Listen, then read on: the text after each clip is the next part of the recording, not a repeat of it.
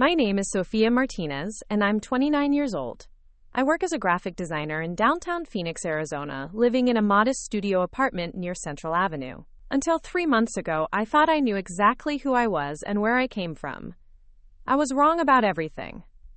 The truth started unraveling on a Tuesday morning when I received a certified letter that would change my life forever. But to understand why that letter mattered so much, I need to tell you about the family I thought was mine and the lie that shaped my entire existence. Growing up in the suburbs of Scottsdale with Margaret and Donald Brennan, I always felt like something was missing. While other kids shared physical traits with their parents, I looked nothing like mine. Margaret had pale skin, blonde hair, and blue eyes. Donald was tall with brown hair and green eyes. I had olive skin, dark brown hair, and deep brown eyes that seemed to hold secrets I didn't understand. I'd love to know which corner of the globe you're watching from. And if this story speaks to you, make sure to subscribe. Tomorrow's video is one you absolutely can't miss. Whenever I asked about family photos or relatives, Margaret would get nervous and change the subject. "You look like my great-aunt Lucia," she'd say quickly, then busy herself with household tasks. Donald would just grunt and tell me to stop asking silly questions. As a child, I accepted these explanations because children trust their parents completely. My childhood was comfortable, but strange. The Brennans provided for me well. I had nice clothes, went to good schools, and never wanted for material things. But there was always an emotional distance that I couldn't quite understand. Margaret seemed anxious whenever we were out in public together, constantly looking around as if she expected someone to approach us. Donald was often absent, claiming work commitments that required frequent travel. The neighborhood we lived in was upscale and quiet, filled with families who had lived there for generations. The Brennans had moved there just before I started kindergarten, and Margaret always seemed uncomfortable at school events or community gatherings. She'd make polite conversation but would cut visits short, always finding reasons to leave early. When I turned 16, I became curious about my heritage and asked if we could do one of those DNA ancestry tests that were becoming popular. Margaret's reaction was immediate and intense. Her face went white and she started trembling. "Absolutely not," she said firmly. "Those tests are unreliable and they sell your information to companies. We're not giving our DNA to strangers." Donald supported her decision with unusual enthusiasm. "Your mother's right. We know our family history. We don't need some company telling us what we already know." The conversation was closed, and I learned not to bring it up again. Throughout high school, I excelled in art and languages. I had a natural talent for Spanish that surprised my teachers, picking up the language faster than any of my classmates. When I mentioned this at home, Margaret became visibly uncomfortable. "Some people are just good with languages," she said dismissively. But I caught her and Donald having hushed conversations about my natural abilities when they thought I wasn't listening.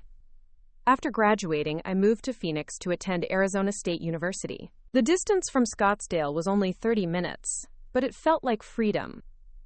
For the first time, I could explore who I was without Margaret's anxious hovering, or Donald's dismissive responses to my questions about our family. College opened my world in ways I hadn't expected. I made friends from diverse backgrounds who shared stories about their families, traditions, and cultural histories. The more I learned about other people's heritage, the more I realized how little I knew about my own. The Brennans had no family traditions, no stories about grandparents or great-grandparents, no cultural celebrations or customs. During my junior year, I met Carlos Valdez in my Spanish literature class. He was a first-generation American whose parents had immigrated from Mexico City. When he heard me speak Spanish, he was amazed by my accent and natural fluency. "You sound like you learned Spanish as a child," he told me. "Are you sure you're not Latina?" The question haunted me for weeks. I found myself standing in front of mirrors, studying my features, and wondering about the ancestry I couldn't trace. My skin tone, the shape of my eyes, the texture of my hair, nothing connected me to the people who had raised me. After graduating with a degree in graphic design, I found work at a small advertising agency in Phoenix. My boss, Elena Rodriguez, was a successful businesswoman who had built her company from nothing. She took me under her wing, and over time we developed a close mentoring relationship.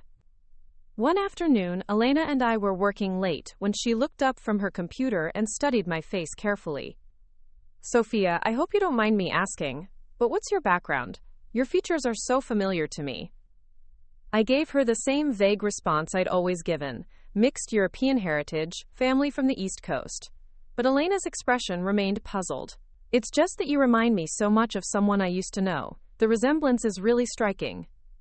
That night, I lay awake thinking about Elena's words. The more I considered it, the more I realized that people often seem to recognize something in me that I didn't recognize in myself. Store clerks would speak to me in Spanish, assuming I was fluent.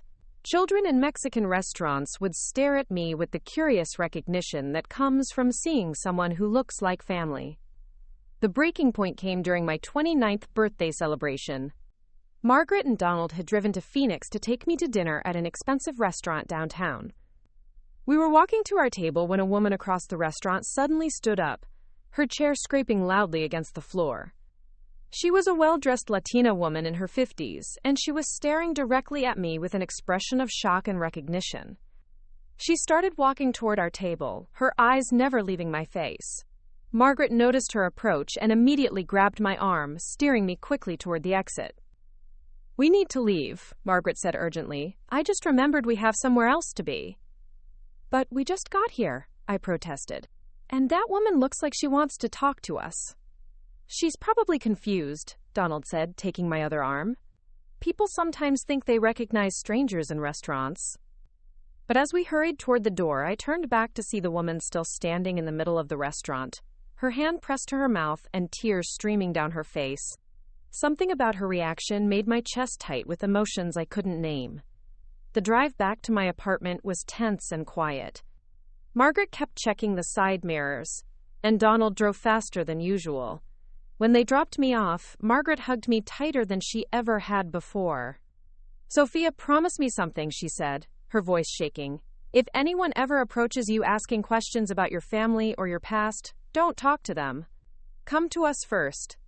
"What kind of questions? What are you worried about?" "Just promise me," she insisted, her grip on my shoulders almost painful. I promised, but the encounter at the restaurant planted seeds of doubt that grew stronger every day. I started paying closer attention to the Brennans' behavior, noticing the way they deflected questions about family history, and the nervous glances they exchanged when certain topics came up. 3 weeks after my birthday dinner, I was organizing old boxes in my apartment when I found a small photo that had fallen behind my desk. It was a picture of me as a toddler, maybe 2 or 3 years old, but I was with people I didn't recognize. A young Latina woman was holding me, and we were standing in front of a house that definitely wasn't the Brennan family home. I studied the photo for hours, trying to make sense of what I was seeing. The woman holding me had the same dark eyes and olive skin that I had. We looked related in a way that I had never looked related to Margaret or Donald. On the back of the photo, someone had written, "Mi querida Sofia," in delicate handwriting. That night, I called Margaret and asked her about the photo. There was a long silence on the other end of the line before she spoke. "I have no idea where that came from. It must be some old photo that got mixed up with your things when you moved out. But it's clearly me in the photo, and it's clearly not taken at our house." "Photos can be deceiving, honey. You might be remembering it wrong." But I knew I wasn't remembering it wrong. The photo was real, and the woman in it looked more like my family than the people who had raised me. The certified letter arrived 2 weeks later, addressed to Sofia Elena Martinez Valdez. I stared at the name on the envelope, confused. That wasn't my legal name. My birth certificate said Sophia Margaret Brennan, but the letter was definitely delivered to my address, and the apartment number was correct. Inside the envelope was a notice from the Maricopa County Superior Court. A family named Martinez was filing a motion to establish paternity and custody rights for a minor child who had been illegally separated from her biological family 27 years ago. The child's name was listed as Sofia Elena Martinez Valdez. The letter went on to explain that new evidence had come to light regarding the illegal adoption and falsification of identity documents for this child. The court was ordering all parties involved to appear for a hearing to determine the true legal guardianship and identity of the individual in question. My hands shook as I read the words over and over again. According to this letter, the people I thought were my parents might not be my parents at all. Worse, it suggested that my entire identity had been based on falsified documents. I called Margaret immediately, but she didn't answer. I tried Donald's phone, and it went straight to voicemail. For the first time in my life, the people who had raised me were unreachable when I needed answers most. That night, I couldn't sleep. I kept thinking about the photo, the woman in the restaurant, Elena's comment about my familiar features, and now this court letter suggesting that everything I thought I knew about myself was a lie. The next morning, I drove to Scottsdale to confront Margaret and Donald in person. When I arrived at their house, I found them packing boxes and loading them into a moving truck. They were leaving, and they hadn't told me. "What's going on?" I demanded, getting out of my car. "Why are you moving? And why haven't you been answering your phones?" A lot of love and effort went into bringing this story to life. If you're enjoying it, we'd be so grateful if you'd subscribe to our channel. Now, back to where we left off. Margaret looked terrified when she saw me. Donald set down the box he was carrying and walked over with an expression I had never seen before, cold and calculating. "Sophia, you need to forget about whatever nonsense was in that letter," he said firmly. "We're your parents, and that's all you need to know." "What letter? How do you know about the letter?" "Because we've been expecting this day for years," Margaret said, her voice breaking. "We always knew someone might come looking for you eventually." The admission hit me like a physical blow. They had known all along that I didn't belong to them. They had spent my entire life lying to me about who I was. "Tell me the truth," I said, my voice stronger than I felt. "Tell me who I really am." Donald and Margaret exchanged a look that spoke of years of shared secrets and carefully guarded lies. At that moment, I realized that the people I had called parents my entire life were about to become my enemies in a court battle for the truth about my own identity. The confrontation in the Brennan's driveway changed everything. Donald stepped closer to me, his face hardening into an expression I'd never seen before. "You need to understand something, Sophia. We've given you a good life. We've provided for you, educated you, loved you. That should be enough." "But it's not enough when it's built on lies," I shot back. "I have a right to know who I really am." Margaret started crying, but they weren't tears of sadness. They were tears of fear. "You don't understand what you're asking for," she sobbed. "Some truths are better left buried. We protected you from things you can't imagine." "Protect me from what? From my real family? From people who might actually love me?" Donald's jaw tightened. "We are your real family. We've been your family for 27 years. Some piece of paper from a court doesn't change that." I pulled out the court letter and held it up. "This piece of paper says you illegally adopted me. It says my identity documents were falsified. How do you explain that?" The moving truck driver approached us, clearly uncomfortable with the family drama unfolding in front of him. "Folks, I hate to interrupt, but I need to know if we're finishing this load today. I've got another appointment this afternoon." Quote, "5 more minutes," Donald told him, never taking his eyes off me. Margaret wiped her face and straightened her shoulders. "Sophia, we need you to listen very carefully. The people who sent that letter are not good people. They abandoned you when you were just a baby. We saved you from a terrible situation." "What terrible situation? What aren't you telling me?" "Your biological parents were involved with dangerous people. Drug dealers, criminals. They couldn't take care of you properly. We gave you a chance at a normal, safe life." I studied Margaret's face as she spoke, looking for signs of truth or deception. Something about her story didn't feel right. If my biological parents were criminals, why would a court be trying to reunite us now? Why would they have legal standing to challenge my custody? "If that's true, then you should have no problem going to court and proving it," I said. "The truth will come out, and you'll be vindicated." Donald laughed, but it was a bitter sound. "The court system doesn't always care about the truth, Sophia. It cares about technicalities and legal procedures. Even if we saved you from a bad situation, if the adoption wasn't handled properly on paper, they could still rule against us." "So you're admitting the adoption wasn't legal?" "I'm saying that sometimes good people have to bend rules to protect children," Donald replied. "That doesn't make us criminals." The moving truck driver cleared his throat again. "I really do need to get going. Are we loading the rest of these boxes or not?" Margaret looked panicked. Donald, we can't leave with things like this. What if she doesn't fight for us? What if she sides with them? She won't side with them because she doesn't know them, Donald said confidently. Sophia is smart. She'll realize that family isn't about blood. It's about who raised you and cared for you. But as I watched them continue loading their belongings, I realized they were running away. People who were telling the truth didn't pack up and disappear when faced with a court case. They stayed and fought. Where are you moving to? I asked. We found a nice place in Nevada, Margaret said quickly. A fresh start for our retirement. You're leaving the state right before a court hearing about my identity? Donald stopped loading boxes and turned to face me fully. Sophia, I'm going to be very clear with you. We are not going to participate in this court proceeding. We are not going to validate some stranger's claim to our daughter. You can choose to fight this nonsense, or you can choose to come with us and leave all this behind. The ultimatum hung in the air between us. Choose them and run away from the truth, or stay and face whatever the court hearing would reveal. I can't run away from this, I said quietly. I need to know who I really am. Margaret broke down completely. Then you're choosing them over us. After everything we've done for you, you're throwing away your family for people you've never met. I'm choosing the truth. If you really are my family, then the truth will prove that. Donald slammed the truck door shut with such force that the whole vehicle shook. Fine. But don't come crying to us when you realize what a mistake you've made. Don't expect us to be here to pick up the pieces when this all falls apart. They drove away without saying goodbye, leaving me standing in the driveway of the house where I'd grown up, surrounded by the scattered memories of a childhood that might have been built on lies. That evening, I sat in my apartment staring at the court letter and trying to process everything that had happened. The Brennans' reaction had confirmed my worst suspicions. If they had nothing to hide, they would have stayed to fight.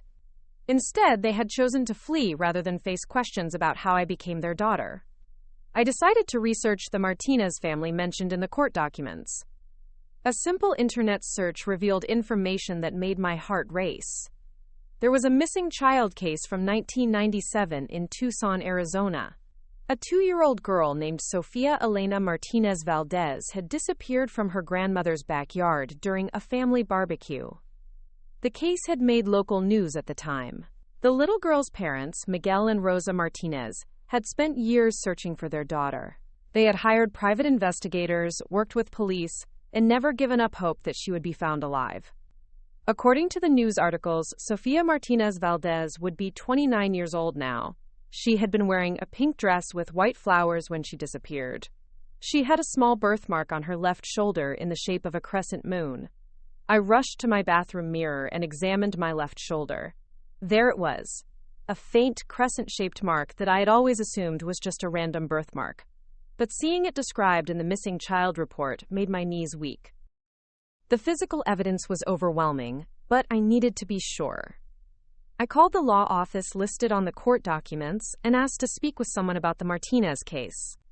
The receptionist transferred me to attorney Rebecca Santos, who handled family reunification cases. When I explained who I was and why I was calling, her voice became excited and emotional.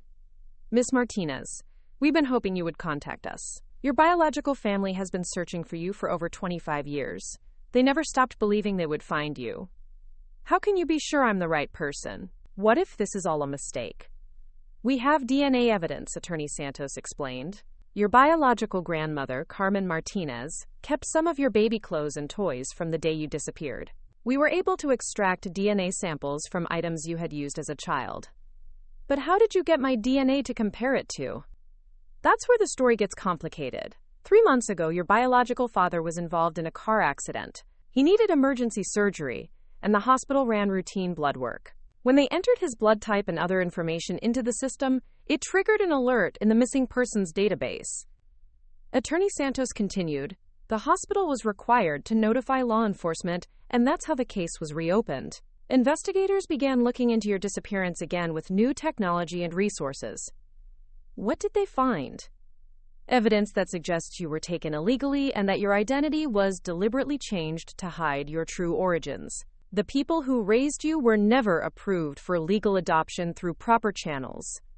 I felt dizzy as the implications sank in. Not only was I not a Brennan, but I had been essentially kidnapped as a child and given a false identity.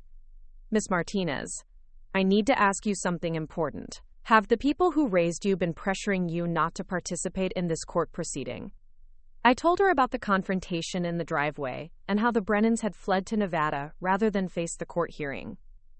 That's very concerning, Attorney Santos said. Their behavior suggests they know their custody of you was illegal. People with legitimate adoptions don't typically flee when questioned. What happens next? The court hearing is scheduled for next Friday. Your biological family will be there, and they're hoping to meet you. But I want you to understand that this isn't just about family reunification. There may be criminal charges involved if we can prove you were kidnapped and your identity was falsified. Criminal charges. The words hit me like a slap. The people I had called mom and dad my entire life might be criminals who had stolen me from my real family. I need time to think about all of this, I said. Of course. But Miss Martinez, there's something else you should know. Your biological family isn't asking for money or trying to disrupt your life. They just want to know that you're safe and healthy. They want the chance to tell you how much they've missed you and how hard they've searched for you. After hanging up, I sat in the growing darkness of my apartment, trying to wrap my mind around the possibility that somewhere out there was a family who had spent 27 years grieving for me, searching for me, never giving up hope that I would come home. The Brennans had given me a comfortable life, but they had also stolen something irreplaceable, my connection to my real family, my true heritage, and my right to know where I came from. The court hearing was in 1 week, and I would finally learn the truth about who I really was and where I truly belonged. The days leading up to the court hearing passed in a blur of sleepless nights and endless research. I found myself diving deeper into the Martinez family story, trying to understand the life I might have had if I hadn't been taken from them. Through old newspaper archives and social media searches, I pieced together fragments of their lives over the past 27 years. Miguel Martinez worked as a construction supervisor and had built a successful contracting business in Tucson. Rosa Martinez was a school counselor who specialized in helping at-risk youth. They had never had other children after I disappeared, dedicating their lives to searching for me and helping other families with missing children. But what struck me most was finding photos of family gatherings, where there was always an empty chair at the table, always a birthday cake with candles for the daughter who wasn't there. They had never stopped celebrating my birthday, never stopped hoping I would come home. The more I learned about the Martinez family, the more questions I had about the Brennans. How did they know where to find me? How had they managed to create false documents convincing enough to fool schools, doctors, and government agencies for decades? I decided to hire my own investigator to look into the Brennans' background. The investigator, James Chen, was a former police detective who specialized in cases involving false identities and document fraud. I'll be honest with you, James said during our first meeting.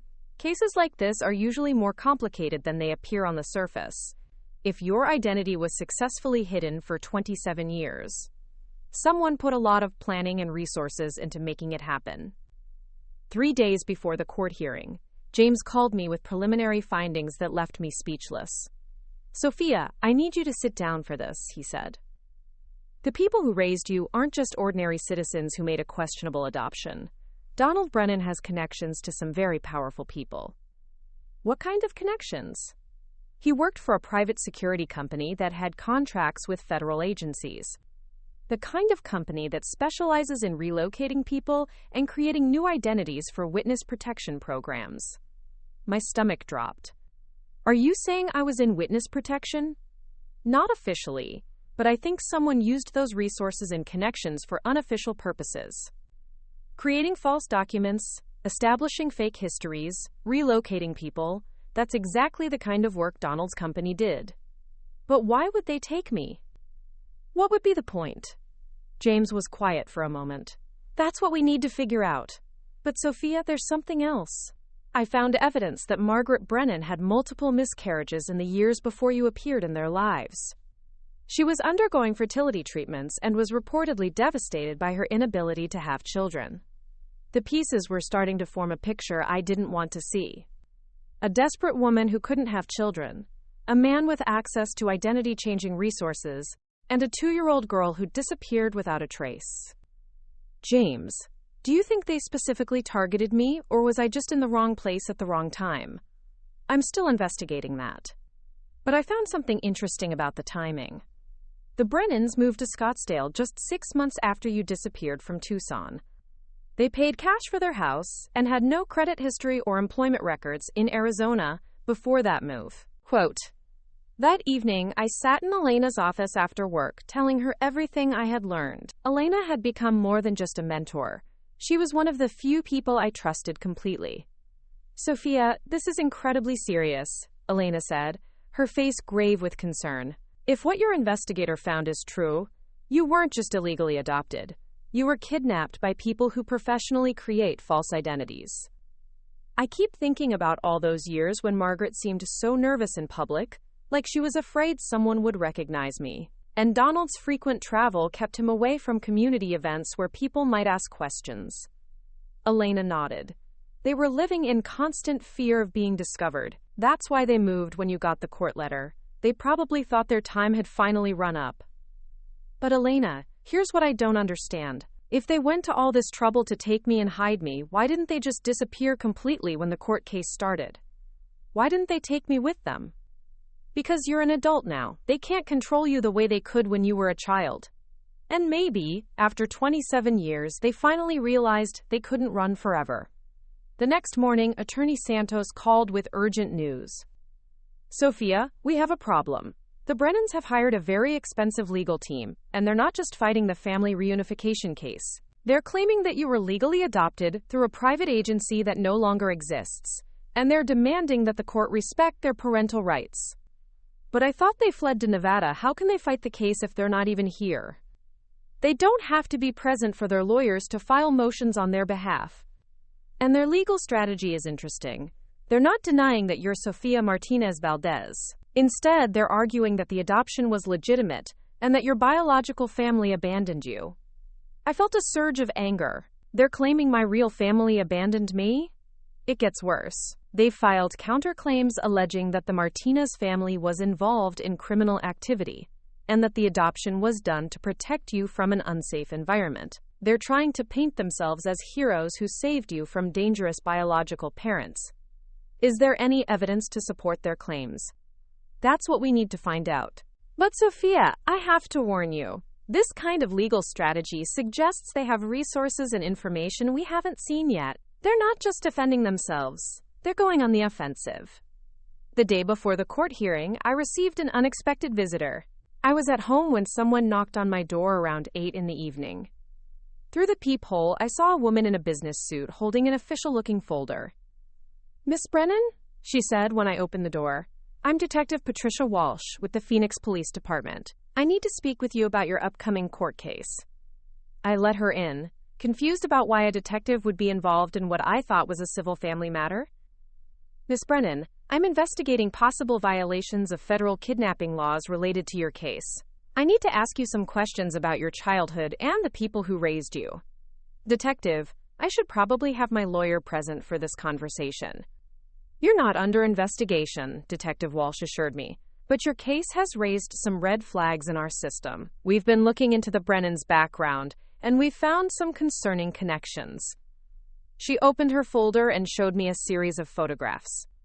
"Do you recognize any of these people?"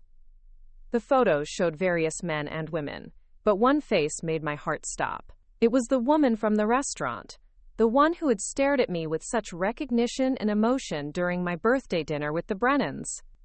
"This woman," I said, pointing to the photo, "I saw her a few weeks ago.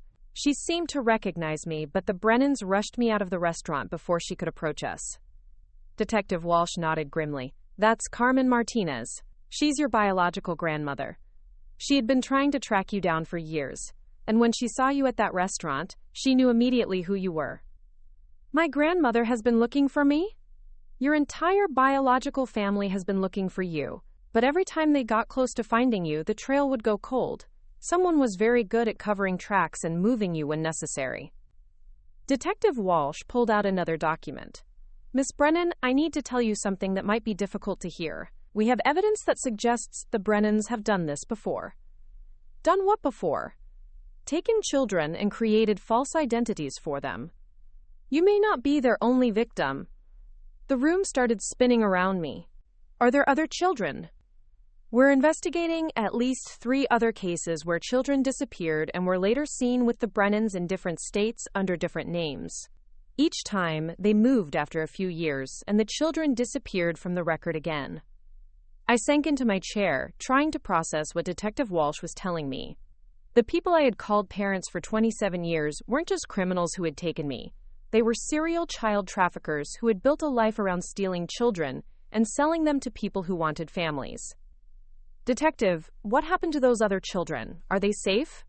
We don't know yet. That's part of our ongoing investigation. But, Sophia, your case might be the key to finding them and bringing them home to their real families.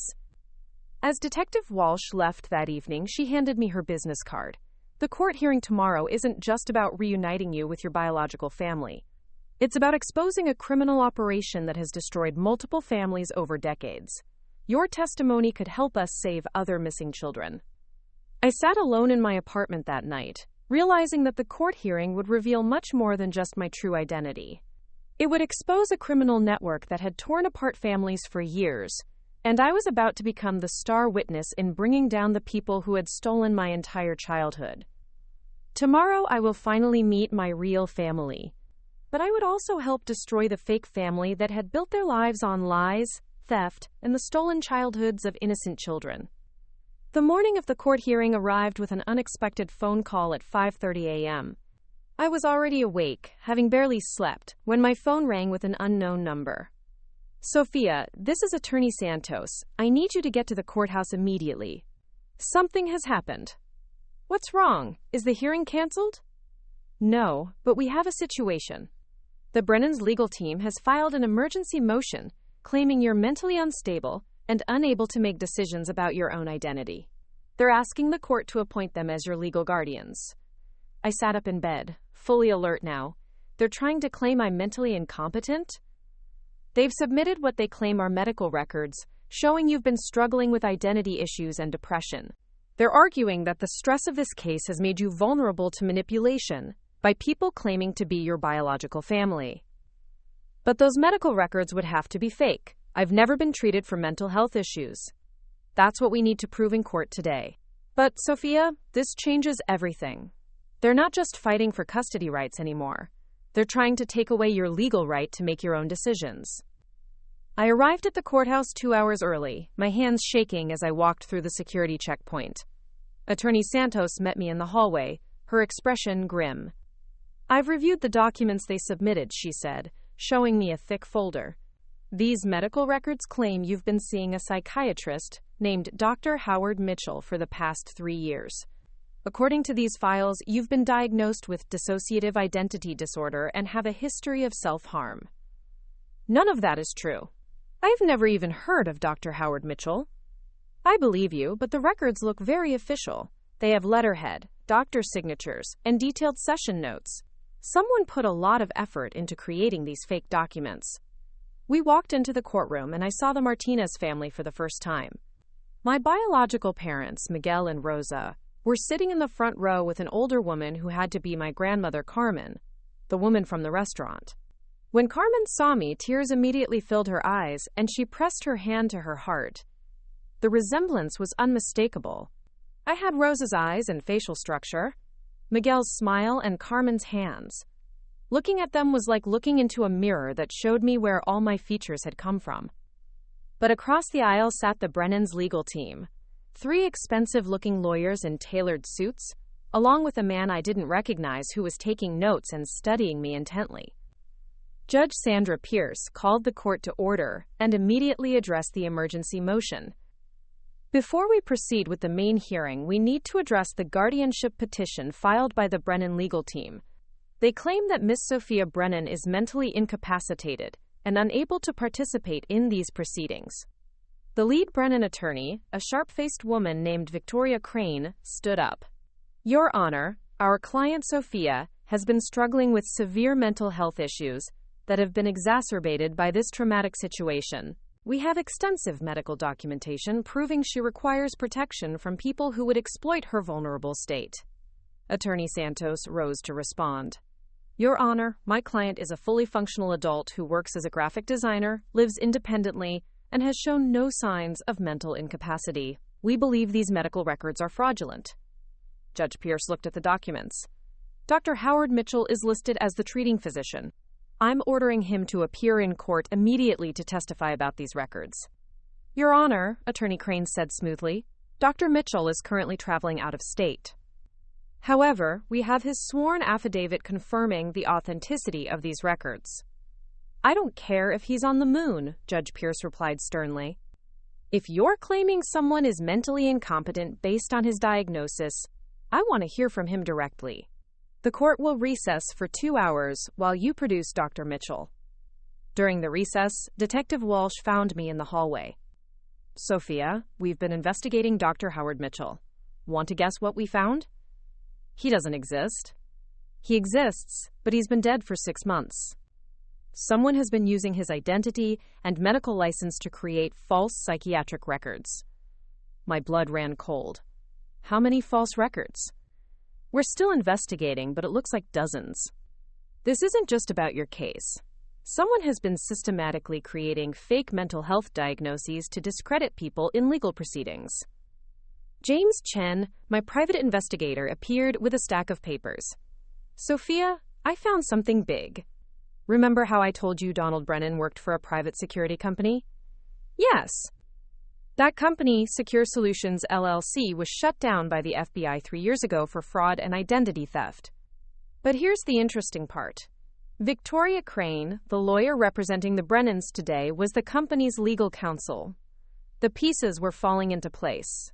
This wasn't just about one family's illegal adoption. It was about a criminal network that specialized in stealing identities, falsifying documents, and manipulating the legal system. When court reconvened, Attorney Crane stood up with obvious discomfort. Your Honor, Dr. Mitchell has had a medical emergency and cannot appear today. Judge Pierce's expression darkened. Ms. Crane, are you telling me that the doctor whose testimony is crucial to your client's emergency motion just happened to have a medical emergency? Quote, Yes, Your Honor. However, we have other witnesses who can testify to Miss Brennan's mental state. I'll bet you do, Judge Pierce said dryly. But first, I'm going to hear from Miss Brennan herself. Young lady, please approach the bench.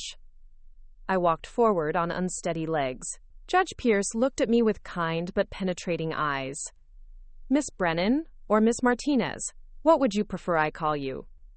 I honestly don't know anymore, Your Honor. I'm here to find out who I really am. Fair enough. Now tell me honestly, do you feel that you're mentally capable of making decisions about your own life? Yes, Your Honor. I've been living independently, working, paying taxes, and making my own decisions for over a decade. I've never been diagnosed with any mental health conditions. Have you ever heard of Dr. Howard Mitchell? Not until this morning, Your Honor. Judge Pierce turned to Attorney Crane. Ms. Crane, I'm going to give you one chance to explain how your client has medical records from a doctor she's never met. Attorney Crane whispered urgently with her colleagues before responding. Your Honor, it's possible that Miss Brennan is experiencing memory issues related to her condition. Or it's possible that someone created fake medical records to support a fraudulent legal motion, Judge Pierce replied. I'm dismissing the guardianship petition. Miss Martinez appears perfectly capable of representing herself in these proceedings. The main hearing began with DNA evidence. A laboratory technician testified that my DNA was a perfect match for samples taken from clothing and toys that had belonged to the missing Sofia Martinez Valdez. Miguel Martinez took the stand first, his voice breaking as he described the day I disappeared.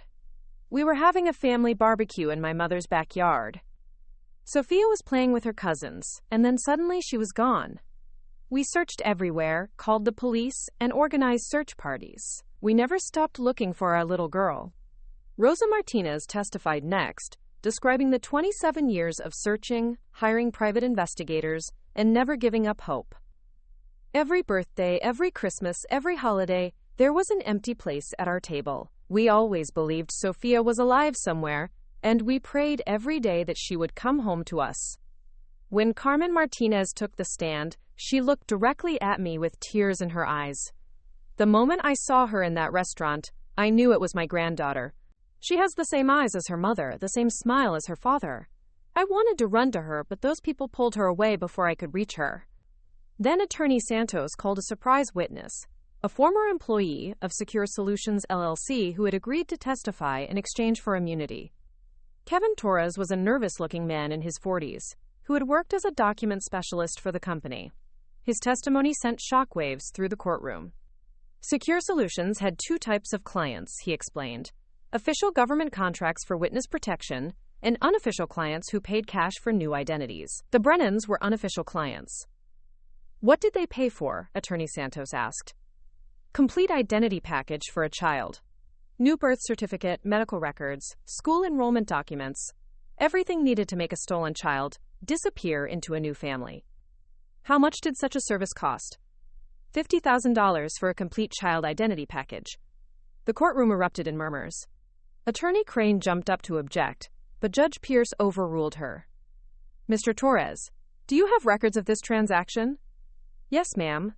I kept copies of everything, because I knew what we were doing was wrong. I have the Brennan contract, payment records, and the original documents we created for Sofia Martinez to become Sofia Brennan. As Kevin Torres presented the evidence, I felt like I was watching my entire childhood being exposed as an elaborate fraud. Every document that had defined my identity, my birth certificate, my school records, even my medical records, had been carefully crafted lies. But the most shocking revelation was yet to come. As the hearing continued, Detective Walsh entered the courtroom and handed a note to Attorney Santos. After reading it, Attorney Santos requested permission to call an emergency witness. Your Honor, Federal Marshal David Thompson has just arrived with evidence that will fundamentally change this case. Judge Pierce looked surprised. Federal Marshal? This was supposed to be a civil family matter. It was, Your Honor, until we discovered this case is connected to a federal investigation into organized child trafficking. The courtroom fell silent as Federal Marshal Thompson walked through the doors, carrying a thick file that would finally reveal the full truth about my stolen identity and the criminal network that had made it possible. Federal Marshal David Thompson entered the courtroom with the commanding presence of someone who had spent years investigating the darkest corners of organized crime.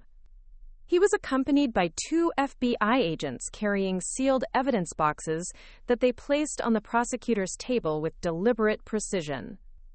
Judge Pierce looked both intrigued and concerned. Marshal Thompson, this is highly unusual. Can you explain why federal law enforcement is involved in what began as a family custody matter? Your Honor, what began as a missing child case has revealed a sophisticated criminal enterprise that has operated across state lines for over 2 decades. The Brennan case is just one piece of a much larger investigation into organized child trafficking and identity fraud. Attorney Crane immediately stood up, her face pale. Your Honor, I object. My clients are not on trial for federal crimes. This is a civil matter regarding custody and adoption rights. Marshal Thompson turned to look directly at Attorney Crane. Ms. Crane, your clients are now subjects in a federal investigation. And based on evidence we've gathered, so are you. The courtroom erupted in surprised murmurs. Judge Pierce banged her gavel for order. Marshal Thompson, please proceed with your testimony, but I want to understand exactly what evidence you're presenting and how it relates to this case. Marshal Thompson opened the first evidence box and pulled out a thick file. Your Honor, the FBI has been investigating a network called the Family Foundation for 3 years. This organization presented itself as a private adoption agency, but was actually trafficking children and selling them to buyers who were willing to pay premium prices for untraceable adoptions. He opened the file and placed documents on the evidence table. The Brennans were not customers of this organization. They were part of its leadership structure. I felt the blood drain from my face. The people who raised me weren't just criminals who had bought me. They were part of the organization that was selling stolen children. Donald Brennan served as the organization's relocation specialist, Marshal Thompson continued. His job was to identify target children, plan their abductions, and create new identities for them. Margaret Brennan was what they called a placement coordinator. She would temporarily care for stolen children while permanent buyers were found. Attorney Santos stood up. Marshal Thompson, are you saying that Sofia was not the only child the Brennans took? Miss Martinez was one of at least 17 children that passed through the Brennan household over a 20-year period. Most were eventually sold to other buyers, but Sophia was kept because Margaret Brennan had become emotionally attached to her. The revelation hit me like a physical blow. I had to grip the edge of my chair to keep from falling over. 17 children. The Brennans had used their home as a temporary warehouse for stolen children. Marshal Thompson pulled out photographs from the evidence box. These are surveillance photos taken by our undercover agents over the past 6 months. They show Brennan's meeting with known child traffickers in Nevada, Arizona, and California. Judge Pierce examined the photos. When were these taken? The most recent photos are from last week. Despite fleeing Arizona, the Brennans have continued their criminal activities. They're currently attempting to acquire 2 more children, a 3-year-old boy from New Mexico and a 5-year-old girl from Utah. The FBI agent accompanying Marshal Thompson stepped forward. Your Honor, I'm Special Agent Lisa Rodriguez. We've been conducting a joint operation with local law enforcement agencies across multiple states. Early this morning, we executed simultaneous raids on 12 locations connected to the Family Foundation network. What did you find? We rescued 8 children who were being held in various stages of the trafficking process. We also arrested 23 adults involved in the organization, including buyers who had purchased stolen children. Agent Rodriguez pulled out another file. Your Honor, we found detailed records of every transaction the organization conducted. Sophia Martinez was not sold because Margaret Brennan paid the organization $200,000 to keep her permanently. I couldn't breathe. The woman I had called Mom for 27 years had paid a criminal organization $200,000 to own me like property. Marshal Thompson continued his testimony. The organization kept meticulous records because they needed to track payments, create false documents, and coordinate the movement of children. We found Sophia's complete file in their archives. He pulled out a folder that had my name written on it in neat handwriting. This file contains the original plan for Sophia's abduction, the false documents created for her new identity, and correspondence between the Brennans and the organization over the years. What does the correspondence reveal? Judge Pierce asked. That the Brennans were required to make annual payments to maintain Sophia's false identity and ensure that her true origins remained hidden. They paid the organization $10,000 every year for identity maintenance services. 27 years times $10,000, plus the original $200,000. The Brennans had paid almost $500,000 to own me. Attorney Crane was frantically whispering with her colleagues, clearly unprepared for the federal evidence being presented. She stood up with obvious desperation. Your Honor, my clients are not present to defend themselves against these allegations. This testimony is prejudicial and... Ms. Crane, Judge Pierce interrupted, your clients chose not to appear in court. They don't get to avoid federal evidence because it's inconvenient for their case. Marshal Thompson pulled out more documents. Your Honor, we also found correspondence between Ms. Crane and the Family Foundation. She has been the organization's legal counsel for 8 years, helping them navigate custody challenges and legal disputes when stolen children were discovered. The courtroom gasped. Attorney Crane's face went white as she realized her own criminal involvement was being exposed in open court. Ms. Crane, Judge Pierce said sternly, you are hereby removed from this case. Bailiff, please escort Ms. Crane out of my courtroom and ensure she doesn't leave the building. I suspect federal agents will want to speak with her. As Attorney Crane was led away, the remaining Brennan lawyers looked panicked and unprepared. One of them, a young man who looked like he might have been an associate, stood up nervously. Your Honor, we request a continuance to find new representation for our clients. Request denied, Judge Pierce replied firmly. Your clients have had ample opportunity to appear and defend themselves. This hearing will continue. Agent Rodriguez approached the witness stand. Your Honor, I'd like to present evidence about the other children who passed through the Brennan household, because it directly relates to Sophia's case. She opened a photo album filled with pictures of children, boys and girls of various ages, all looking scared and confused. These are the 17 children we've identified who were temporarily placed with the Brennans between 1995 and 2018. She pointed to specific photos as she spoke. Timothy Chen, age 4, taken from a playground in Oregon and sold to buyers in Florida. Maria Santos, age 6, taken from her grandmother's house in Texas and sold to buyers in New York. Jason Williams, age 3, taken from a daycare center in Colorado and sold to buyers in Michigan. Each name and story represented a family destroyed, a childhood stolen, a life forever changed. I realized that if Margaret Brennan hadn't become attached to me, I would have been sold to strangers and might never have had the chance to discover my true identity. "What happened to these children?" Judge Pierce asked quietly. "We're working with law enforcement agencies nationwide to locate them and reunite them with their biological families. Sophia's case has provided us with the evidence we needed to track down the other victims." Marshal Thompson returned to the witness stand. "Your Honor, there's something else the court needs to know. The Family Foundation didn't choose children randomly. They specifically targeted children from minority families, particularly Latino and Native American communities, because they believed law enforcement would spend less time and resources investigating missing children from these communities. The targeted racism of the organization made their crimes even more horrific. They had stolen children from families based on the calculation that some children mattered less than others to the justice system.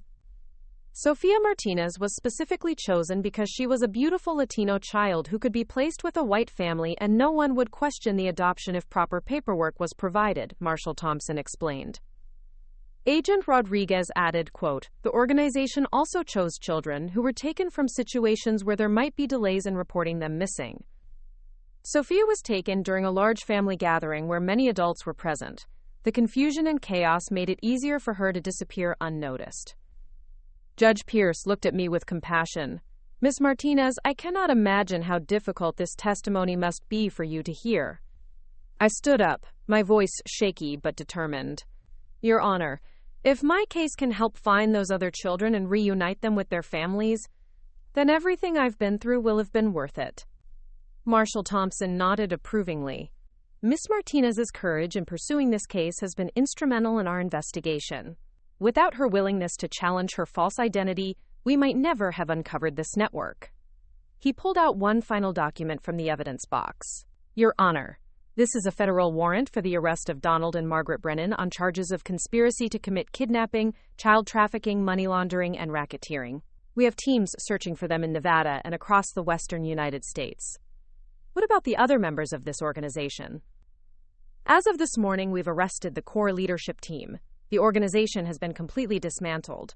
But, Your Honor, there's one more piece of evidence that directly relates to Sophia's identity."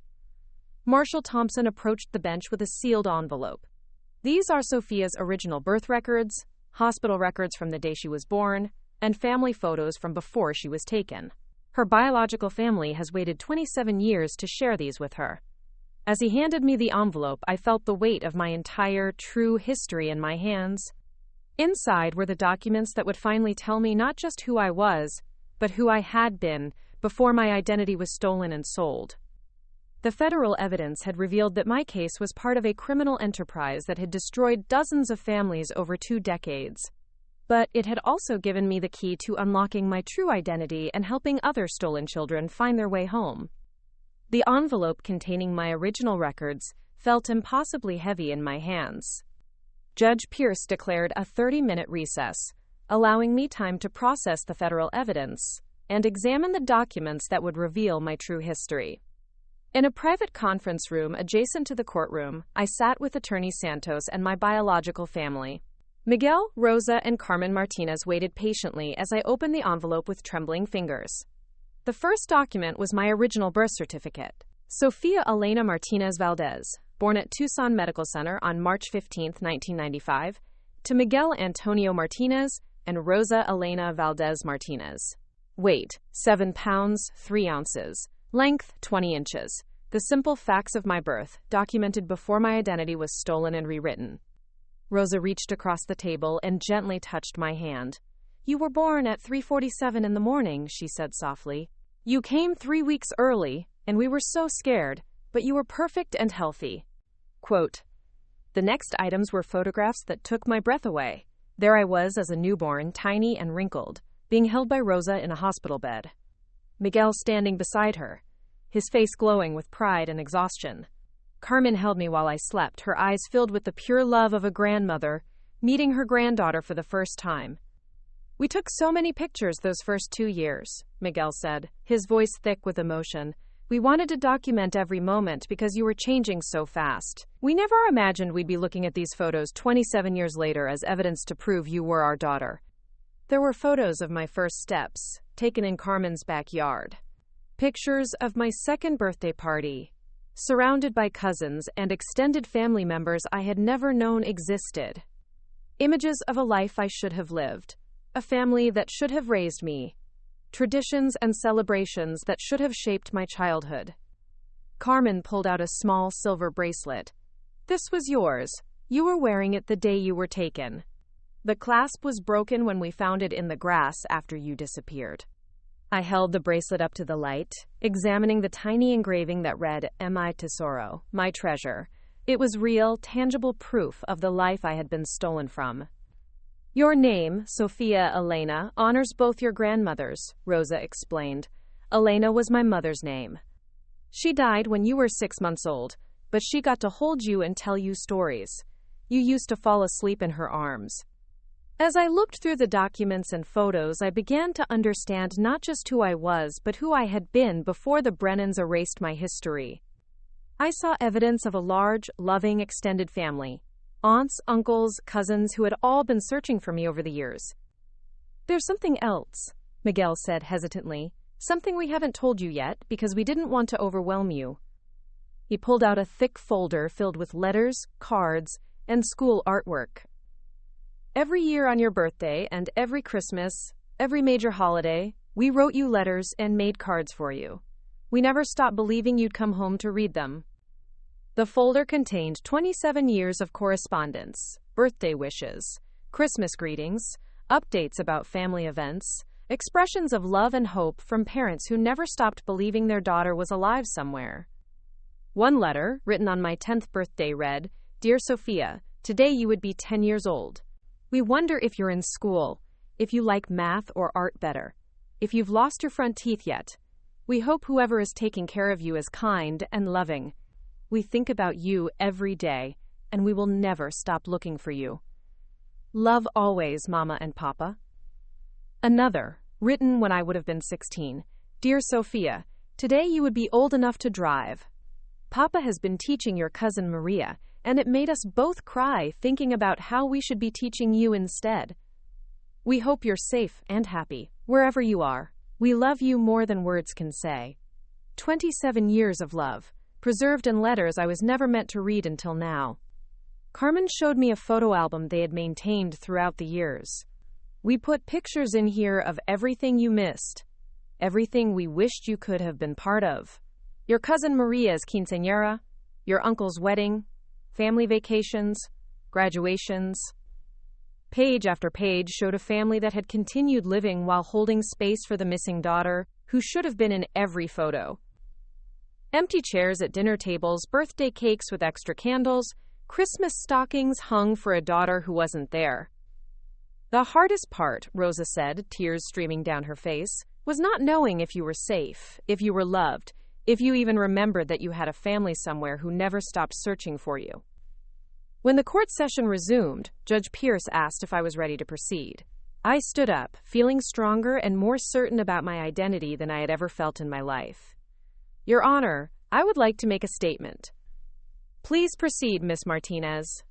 I looked across the courtroom at the remaining Brennan lawyers, then at the federal agents, and finally at my biological family.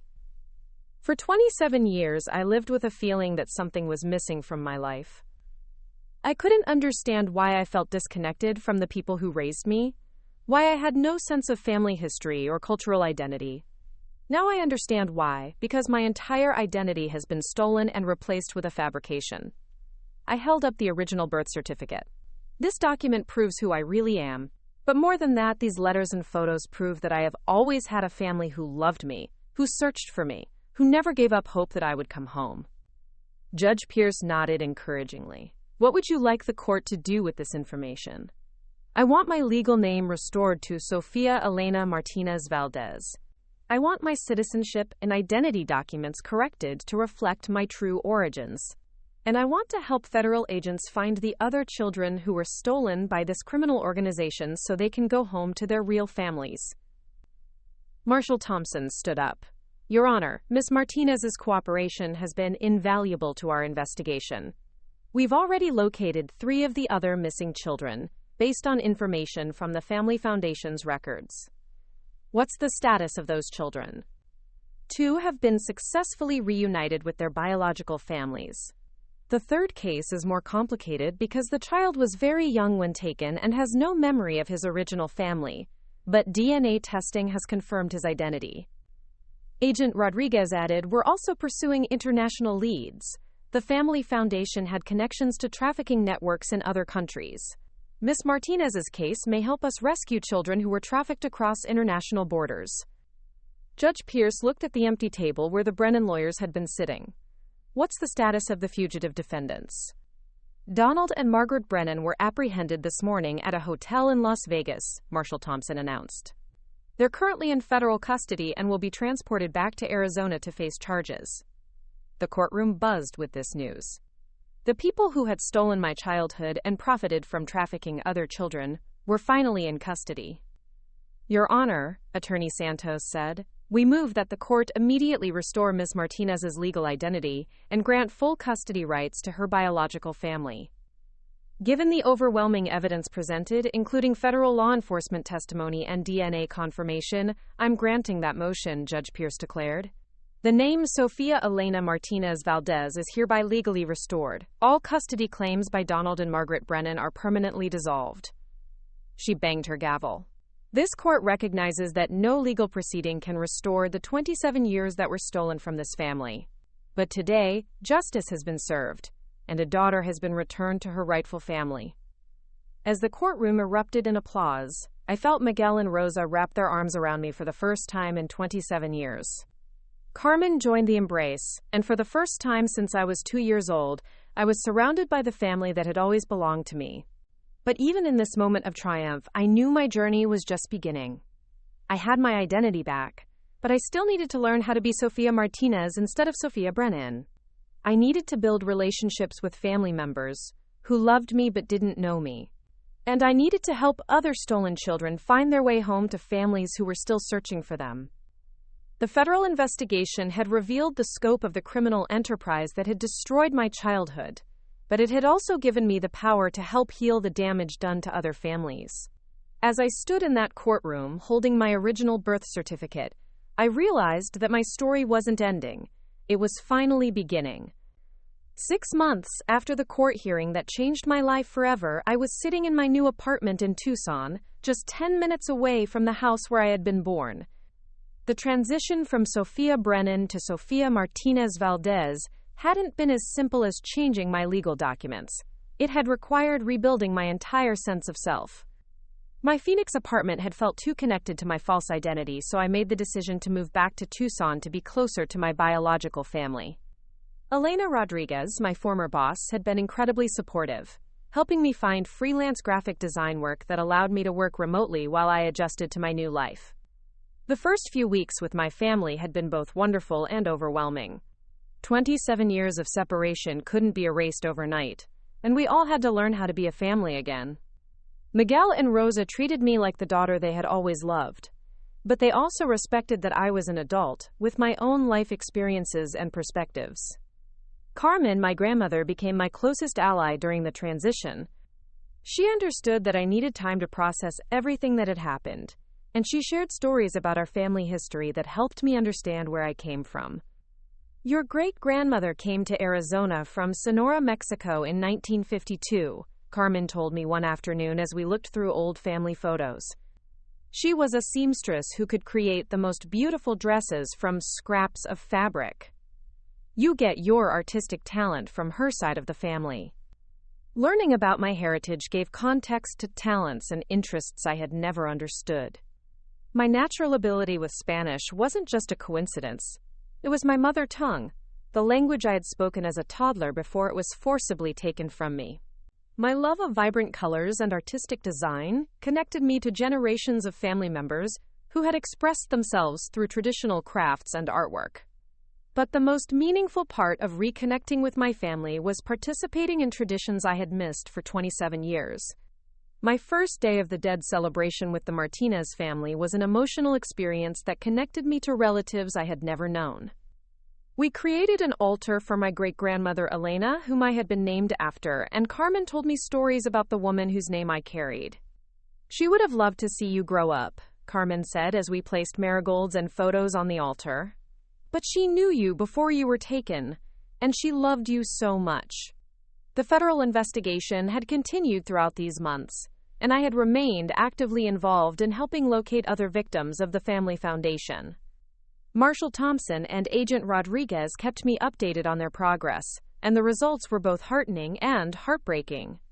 We've successfully reunited 12 of the 17 children who passed through the Brennan household, Marshal Thompson told me during one of our regular check-ins.